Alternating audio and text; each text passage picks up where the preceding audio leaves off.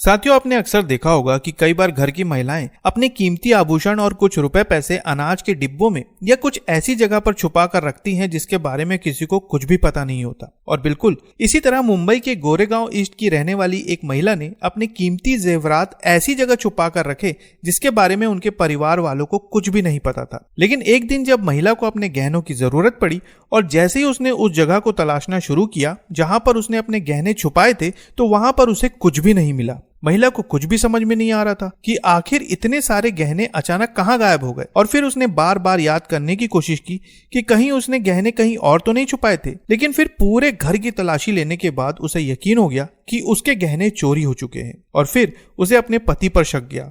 उसे लगा कि कहीं उसके पति ने उसके गहने बेचकर पैसे खर्च तो नहीं कर दिए। लेकिन जब उसने अपने पति से इस बारे में पूछा तो उसने कहा कि मुझे इसके बारे में कुछ भी नहीं पता। तुमने कहाँ गहने छुपाए थे, मैं इसके बारे में कुछ भी नहीं जानता। बार बार पूछने के बाद भी पति यही कहता रहा कि वो गहनों के बारे में कुछ भी नहीं जानता। और आखिरकार जब गहने नहीं मिले तब महिला और उनके पति ने दिनदोषी पुलिस थाने में इसकी रिपोर्ट दर्ज करवाई।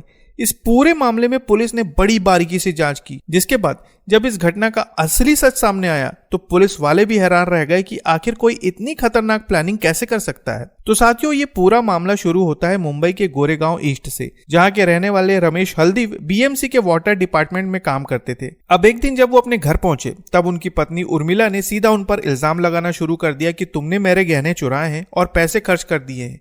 लेकिन रमेश ने कहा कि मैंने ऐसा कुछ भी नहीं किया और मुझे पता ही नहीं कि तुमने गहने कहां छुपाए थे। जिसके बाद महिला ने 28 अगस्त 2025 को दिनदोषी पुलिस थाने में एफआईआर दर्ज करवाई। अब जैसे ही पुलिस को शिकायत मिली वो तत्काल घटनास्थल पर पहुंचे। लेकिन वहां पहुंचने के बाद उन्हें बड़ा अजीब लगा, क्योंकि जब कभी भी किसी के घर में चोरी होती है तो चोर या तो दरवाजा तोड़कर आते हैं या खिड़की काटकर। लेकिन यहाँ पर तो ऐसा कुछ भी नहीं था। ना ही दरवाजे की कुंडी टूटी हुई थी और ना ही घर का कोई ऐसा कोना था जहां से चोर अंदर आ सकते थे। इसके अलावा जहां पर गहने रखे गए थे वहां के कपबोर्ड का लॉक भी नहीं टूटा था। ये ऐसा मामला था जो पुलिस के पल्ले ही नहीं पड़ रहा था और उन्हें समझ में नहीं आ रहा था कि आखिर चोर आए तो आए कहां से। अच्छी तरह से घर का कोना कोना जांचने के बाद जब उन्हें कुछ भी नहीं मिला तब पुलिस को शक हुआ कि इस पूरी घटना के पीछे घर का ही कोई सदस्य मिला हुआ है। जिसके बाद पुलिस ने रमेश से पूछताछ की, लेकिन उसे इसके बारे में कुछ भी नहीं पता था। इसके अलावा घर में उनकी करीब 17-18 साल की एक बेटी भी थी, लेकिन वो भी इसके बारे में कुछ नहीं जानती थी। आखिरकार जब परिवार वालों से कोई जानकारी हासिल नहीं हुई तब पुलिस ने अलग तरीके से अपनी जांच शुरू की। उन्होंने पूरे परिवार के मोबाइल नंबर लिए और उनके कॉल रिकॉर्ड्स की जांच करवाई। परिवार के हर एक सदस्य के कॉल रिकॉर्ड्स की बारीकी से जांच की गई।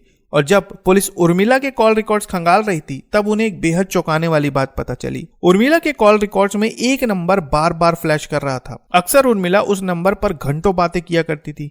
इसके अलावा एक और ऐसा नंबर था जिस पर उर्मिला की अक्सर बात हुआ करती थी। इन दोनों नंबरों को देखने के बाद पुलिस का शक बढ़ गया, जिसके बाद उन्होंने इन दोनों नंबरों की जांच शुरू कर दी। पता चला कि इनमें से एक नंबर उर्मिला और रमेश की बेटी के प्रेमी का है, जिससे उर्मिला की अक्सर बात होती थी। अब जब पुलिस को जैसे ही इस बारे में जानकारी मिली उन्होंने तत्काल उनकी बेटी के प्रेमी को हिरासत में लिया और उससे पूछताछ शुरू की। शुरुआती पूछताछ में वो पुलिस को गोलमोल जवाब देता रहा, लेकिन फिर जब पुलिस ने सख्त रवैया अपनाया तब उसने स्वीकार किया कि उर्मिला ने उसे कुछ गहने अपने पास सुरक्षित रखने के लिए दिए थे। और जैसे ही पुलिस को इस बारे में पता चला उन्होंने सबसे पहले उर्मिला को हिरासत में लिया और उससे पूछताछ शुरू की कि आखिर तुमने अपने ही घर में चोरी क्यों की और अपने गहनों को बेटी के बॉयफ्रेंड के पास क्यों रखा। लंबी पूछताछ के बाद उर्मिला ने एक बेहद चौंकाने वाला सच बताया। खबरों के अनुसार यह पता चला कि उर्मिला और रमेश की शादी को करीब 18 साल बीत चुके थे। शादी के कुछ सालों तक तो उनकी शादीशुदा जिंदगी बहुत बढ़िया चली, लेकिन फिर महिला की मुलाकात एक दिन एक अन्य व्यक्ति से हुई जिससे उसके प्रेम संबंध बन गए। इसके बाद उर्मिला अपने प्रेमी से घंटों फोन पर बात किया करती थी,